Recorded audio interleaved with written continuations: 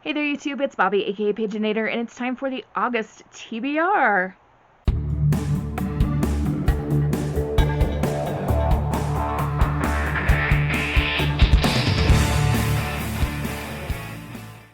During the month of August we have Jade's Polarthon, which is really easy, you can read whatever you want, and then we have G's Orilium Autumn Equinox readathon. So I have a bunch of books I need to read for that. So I'll be trying to fit my TBR Avatar game prompts into those prompts, and we'll see how that all works out. And so here we go with roll number 1. Alright, so let's get rolling. Here we go for roll number 1. 6.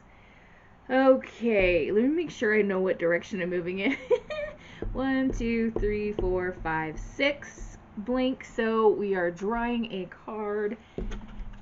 Now, I've been keeping out the cards I've already drawn, so this is why you don't see very many, because I've run through so much. Let's see what we get this time. Messenger Hawk. Read a book you've gotten from a book box. I can totally handle that. Alright, so roll number 1 got us a book you got from a book box, so I'm going to be choosing Violet Made of Thorns by Gina Chen, which came in my most recent Owl Crate box. This is, first of all, a gorgeous book to look at, and gorgeous end papers. If you didn't see that unboxing, just look at that for a minute and appreciate. But it is about a girl called Violet who is a prophet and a liar, and based on what I've read in the Dust Jacket, she seems a little bit self-serving. She is part of the royal court, or at least works with the royal court, and she says the honesty is for suckers, like the oh so not charming Prince Cyrus, who plans to strip Violet of her official role once he's crowned at the end of the summer, unless she does something about it. The king asks her to falsely prophesy Cyrus's love story for an upcoming ball, and she awakens a curse somehow that's going to either end in damnation or salvation for the kingdom, depending on the prince's choice of future bride. And so Violet has her own choice to make. She can seize an opportunity to gain control of her destiny, no matter the cost, or she can give in to the ill-fated attraction that's growing between her and Prince Cyrus. The author did say that this was a mix of Sleeping Beauty and Cinderella inspired, and the theme of the Owl Crate box was like something to do with villains or something. Anyway, so I don't know if this is meant to be like kind of a Maleficent type character that we're getting, but I'm so here for it. Roll number 2. 1. Another card. Let's see. Flying Staff. Find a staff, close your eyes, and poke the bookshelf. Well, that makes me a little nervous. Okay, so my camera battery died while I was getting the camera resituated. Sorry about that. But we're going to focus on this shelf over here. I haven't pulled a book from the shelf to read for quite some time, and there's so many books on the shelf, it's like a double row deep. I don't know if you can even see, like, back behind here there's more. Okay, Luna, please do me proud. I've got my eyes closed. Okay, I can feel the books. Eeny, meeny, miny, mo, you are it. Okay, I hit a 3rd book in a series which I can't read, and the 1st book in the series is in my classroom, and I can't get to my classroom right now because of summer cleaning, so we're going to try this again.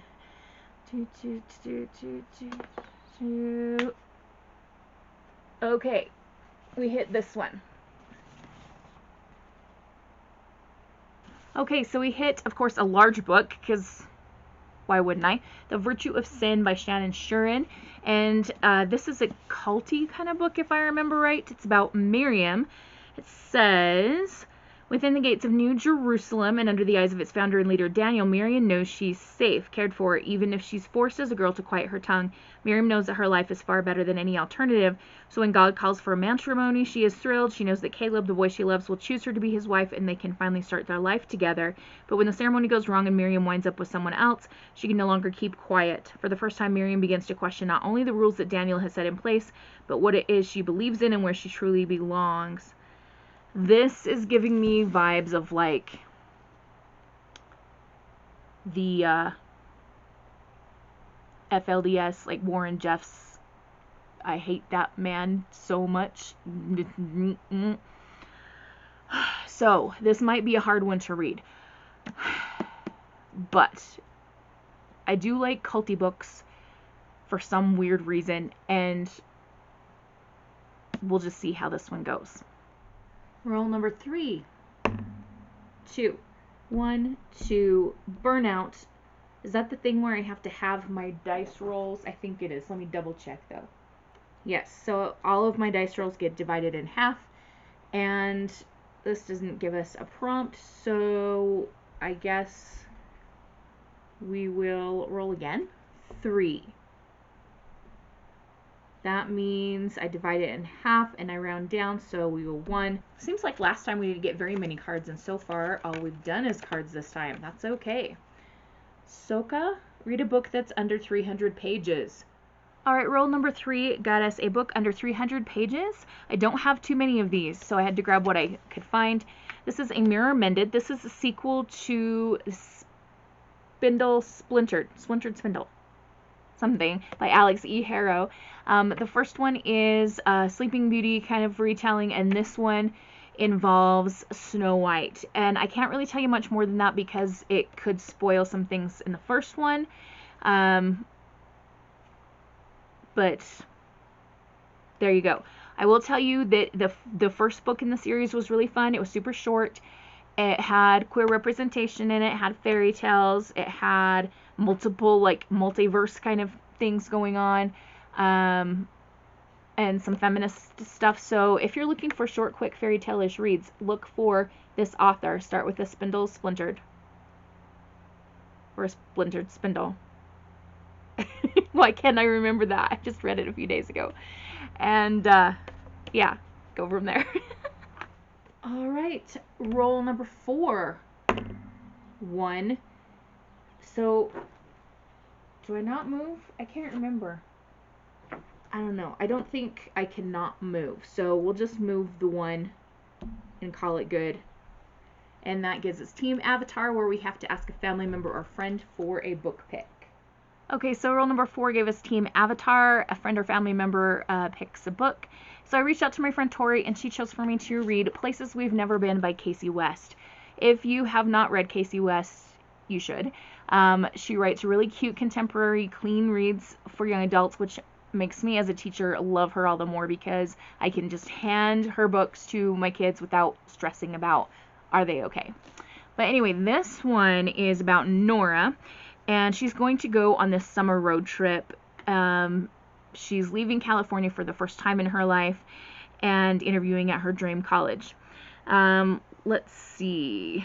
I want to read a little bit here. So the college that she wants to interview at is for future video game animators. She is reconnecting with her childhood friend Skylar Hutton, the boy who taught her to draw, the boy she still hasn't forgotten about after all these years. What could go wrong? Cue the RV filled with 3 siblings, 2 moms, 1 bathroom, and years of memories. And suddenly this trip isn't quite the vacation Nora was hoping for, especially when Skylar makes it clear he would rather be anywhere else. But Nora isn't the one to give up without a fight, and as the families travel from desert heat to mountain vista, sparks begin to fly between these 2 ex-best friends. After all, friendship doesn't just fade away, does it? So, friends to enemies to lovers, question mark. Roll number 5, 3, so we'll move forward 1, and that's another card.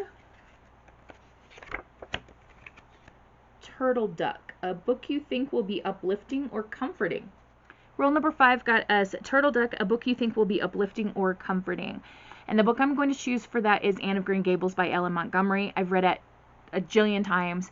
My good copy is in the other room, and I'm too lazy to go get it, and I have another copy in my classroom.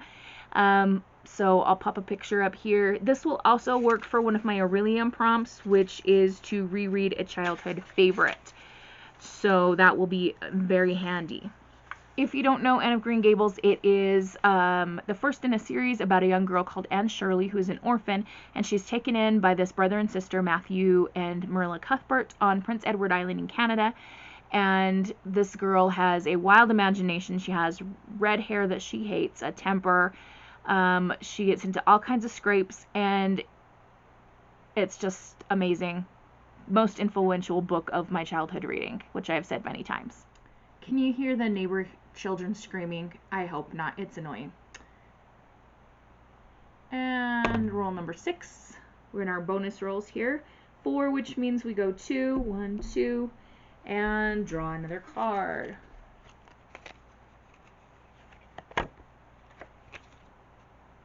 Asleep for 100 years. Read a classic. Roll number 6. Asleep for 100 years. Read a classic. Now I'm going to be reading a classic sci-fi. Now, if you think in terms of classic, like should be hundreds and hundreds of years old, going back to the 1800s, that's not going to work for this, but this is a classic sci-fi book. It is Hitchhiker's Guide to the Galaxy by Douglas Adams. This also will help me with one of my Orilium prompts, which is to read a book featuring artificial intelligence. I love this book. I have read it a couple times. Of course, I've watched the movie that is super funny, and sometimes the song will just pop into my head. So long, and thanks for all the fish. Now you watch, I'll be singing that for the rest of the day. Anyway, I'm going to be rereading that for that prompt. You must be thinking, but you have so many books you need to read. Why don't you pick something else? I don't want to. Roll number 7. 5. So that would mean I could move 2 spaces, but we're going into the Avatar state anyway. So in G's version of this game, that means she gets to do some book shopping. I do have some book shopping planned for later in the month of August. So I might save that for then. But I also will be going to Salt Lake City this weekend, like just a few days from now. So might I go like pick up one book just because I can? Maybe so. But for now, let's pick a card for our 7th prompt. And we're going to go with Ty Lee, Read a Pink Book. Roll number 7 got us Ty Lee, Read a Pink Book. And so I am going to be reading Titanic by Brandon Sanderson. This is the 3rd book in the Skyward series. It involves aliens and space invaders and lots of like air fighting action, following Spencer, whose father was a disgraced fighter, and she is trying to overcome his legacy. He was accused of being a coward and fleeing a battle and so on, and she, of course, is desperate to join the Space Force, become the greatest pilot ever, save the planet from the invading aliens, etc. The first book is Skyward, the second book is Starsight, and then, of course, we have the 3rd book, Titanic. It does have pink all around here, and it will also help with an Orilium prompt, which is a 1-word title. Alright, so obviously we're going to need to come back to the start. Unless I want to go backwards. No, that would confuse myself. Let's just come back to the start and roll from here. We still have the burnout, so we still need to have our rolls. So that means we can move 1 space, and we've got the little arrow, which I haven't had in a while. Oh, this is just respin and keep moving. No need to pull a prompt. Alright, another card. Co, read a retelling. Roll number 8 got us Co, read a retelling, and for that I'm going to be reading The Shadow in the Glass by J.J.A. Harwood. This is blurbed by Katie Lowe as a gothic twist on Cinderella that is truly exquisite. A retelling plus gothic? Yes, sign me up, please. Let's read a bit from the back. Once upon a time, Ella had wished for more than life as a lowly maid.